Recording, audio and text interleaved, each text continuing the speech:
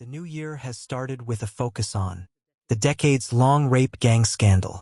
Across the country, thousands of girls were tortured and sexually abused at the hands of men who treated them as things to be used and disposed of, destroying many lives forever. The Prime Minister has mentioned previous inquiries. He is right. There has been an inquiry into child sexual abuse, but it wasn't about the rape gang scandal. In its 468 pages, it mentioned Rotherham just once. Is the Prime Minister confident that we know the full extent of rape gang activity? Minister, can I first thank her for her condolences, and can I thank her for reaching out over the Christmas period when I lost my brother? I really did appreciate that, and I appreciate it today, Mr. Speaker. On the question of a further inquiry, there have been a number of inquiries, some of them localized, including the Mayor of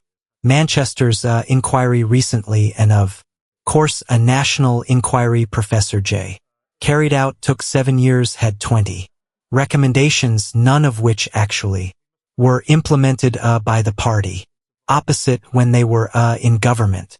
Now this is a really serious issue. We must focus obviously on the victims and survivors. There's no fixed view on the victims and survivors. About a further national inquiry, there are mixed views, but there is a view, and I share this view, that what is needed now is action on what we already know. We already know, myself from personal knowledge when I was chief prosecutor, that warped ideas, myths, and stereotypes about victims were at the heart of this. We've known that for a decade. The J report called for mandatory reporting. I called for it 11 years ago.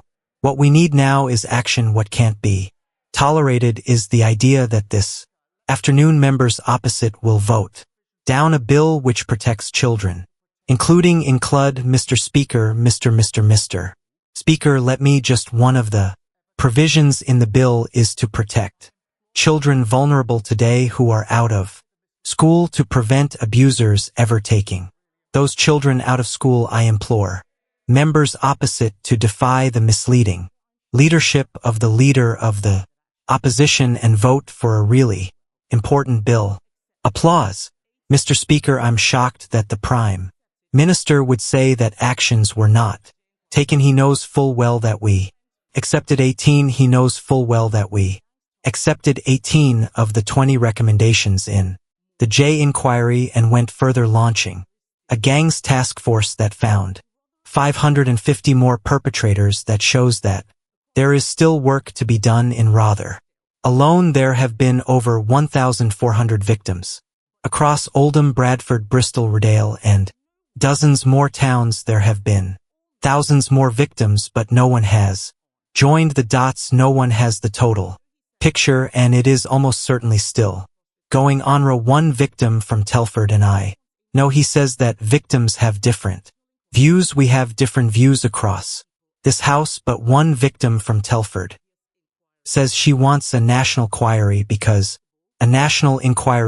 it will hold people accountable in a way that previous inquiries have not. It is very possible to have actions take on more and still have a national inquiry. So why won't he listen to victims and launch a national inquiry which would have the power to summon witnesses and make them give evidence under oath? Mr. Speaker, she says they accepted the recommendations, they didn't act on them. One of the central was mandatory reporting, and it still hasn't been enacted. I called for this 11 years ago.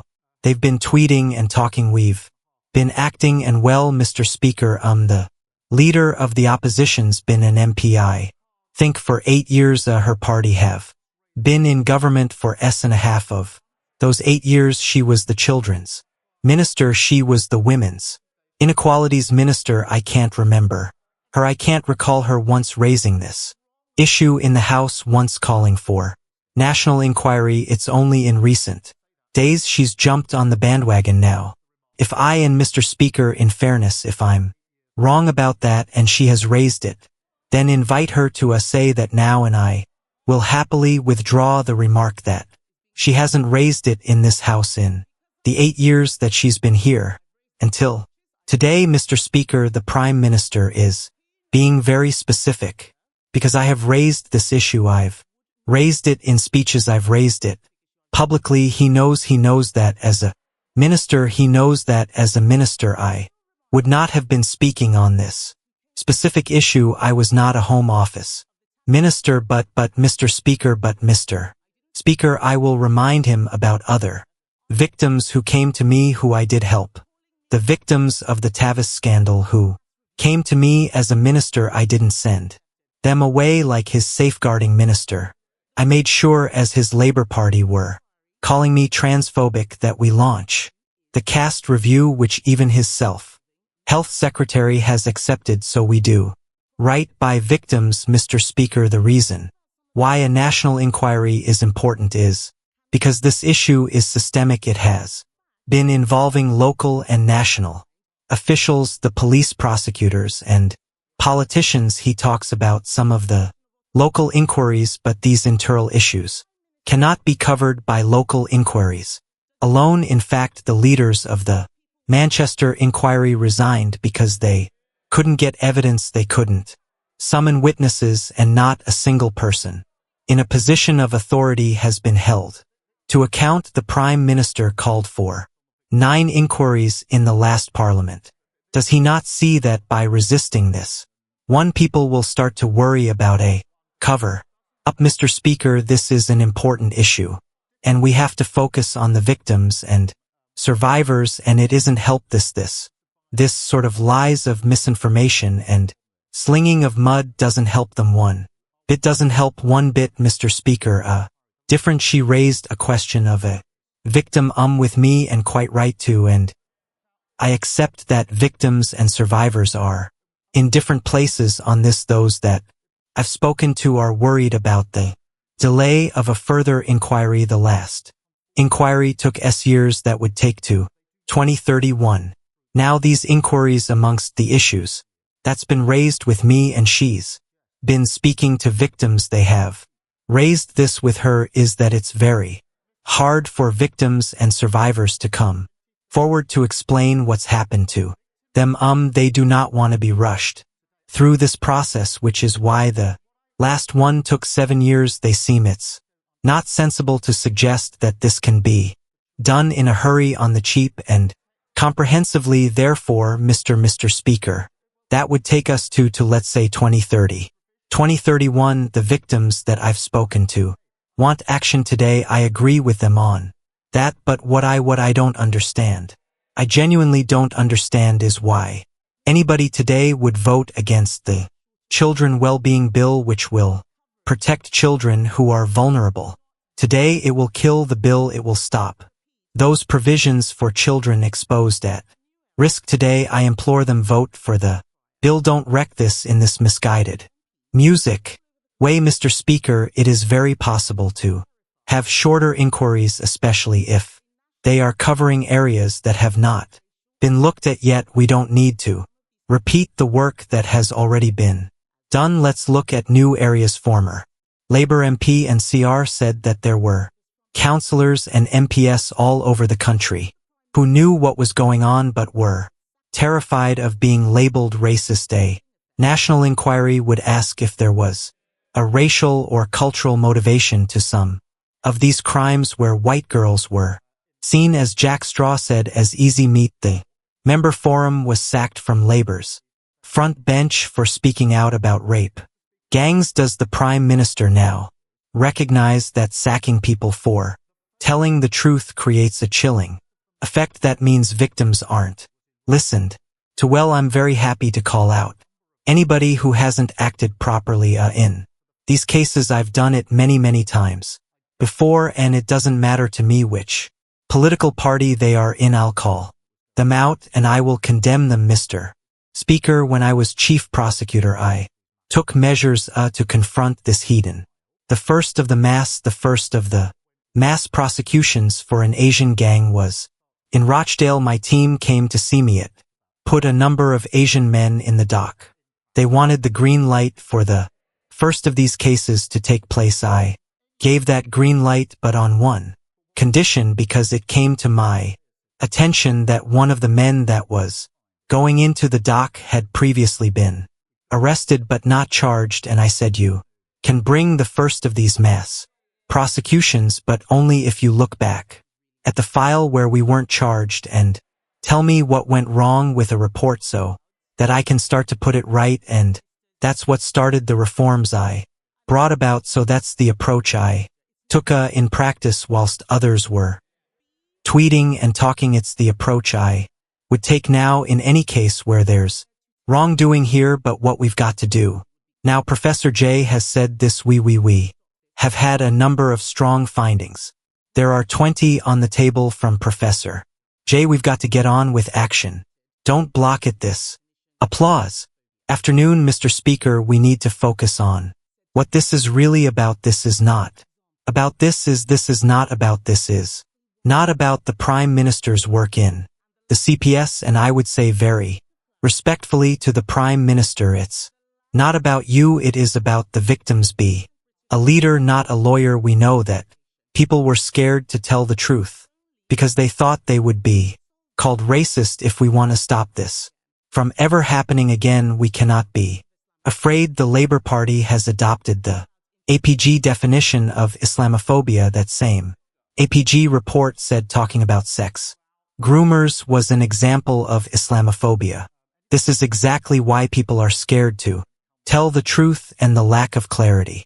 The lack of clarity means that innocent British Muslims are smeared by association. That is not fair, and only a national inquiry can solve this. So will the Prime Minister look again at the Labour Party's adoption of the definition of Islamophobia, its chilling effect, and rule out introducing it in government. Prime Minister, Mr. Speaker, I will call out any aspect that has prevented anybody coming forward or any case going forward when it comes to violence, sexual women and girls, child abuse or child sexual exploitation, as I have been doing now for the best part of 15 years. But yes, some people will say there should be a further inquiry, but that does I accept that, but that means all the victims and survivors are going to give evidence, need to be in a position to do so. Not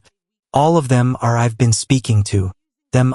There are some that do think they are. It will take time. All of the institutions will have to give evidence.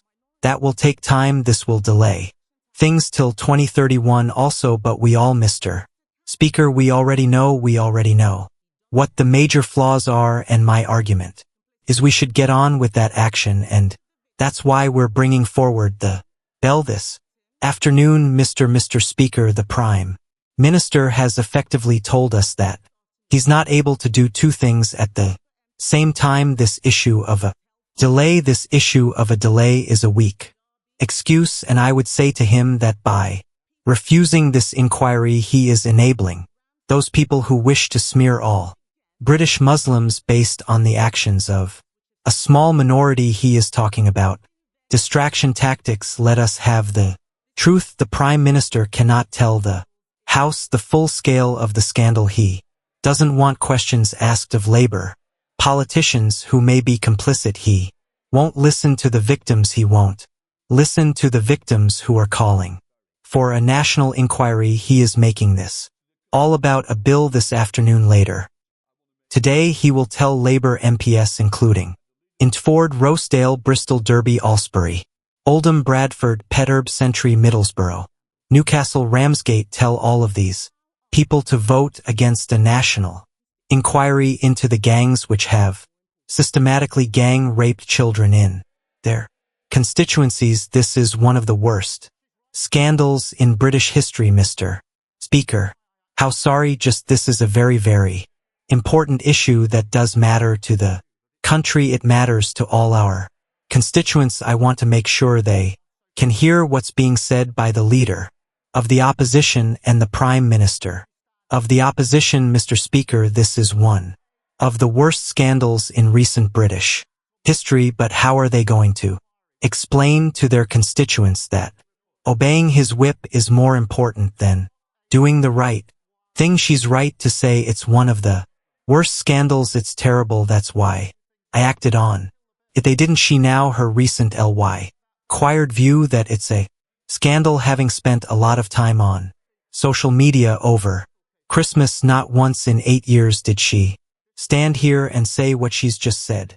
Not once in 8 years they didn't act on the recommendations.